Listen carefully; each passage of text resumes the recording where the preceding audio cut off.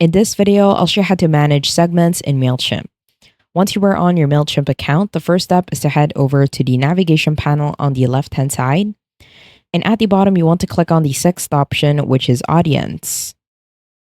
Now below Audience, you want to choose the second option, which is Segments. And once you do that, you'll be taken to the segment section. From here, you will automatically see the list of your segments. If you do not have a segment yet, in order for you to create one, simply head over to the top bar. On the right-hand side, click on the green button to create a segment. That will open the segment builder. From here, you can select or search a filter.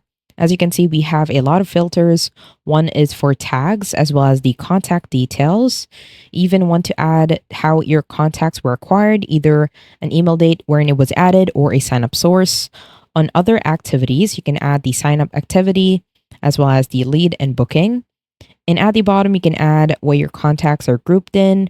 These are the groups. This will also be available in email and SMS automations activity as well as part of your integrations. Now, let's say we want to add campaign interaction. Now, on the campaign interaction, in here you can send it to either was sent, was not sent, has opened, has not opened, etc. Let's say it was not clicked. At the bottom, you can choose any campaign. On the time frame, we will choose any time. On the click type, we want to add contact clicks only. And at the bottom, let's choose any link. Now, once you have that, you can now apply this rule whenever you create a campaign. Now, when you create a campaign, it will choose all of the campaign interactions or all of the contacts who has not clicked any of your campaign at any time. So at the top in the right corner, when we click on Use Segment, now the best way to name our segments is to organize them by having a good name format. What this means is that we will start with the source, the behavior, and the detail. So let's say that this will be the source, which is campaign, and then we will do the behavior. We will set this as clicked, and the detail. Let's say that this will be our email campaign. And once you have that, at the bottom, click on Save and Exit, and it will automatically save that campaign.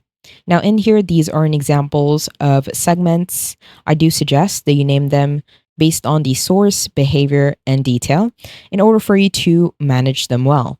Now on the right-hand side of each and every segment, you can still have an option to edit them. At the bottom, you can send them an email. You can send a plain text email. You can even export this as a CSV and do a rerun. Let's say we want to send an email to the segment. So at the bottom, click on Send Email.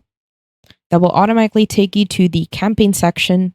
And as you can see, whenever we send it to, it will automatically segment the campaigns that were clicked on an email campaign. I hope you found this tutorial helpful. Please let me know if you have any other questions in the comment section below, and I will try my best to help you out.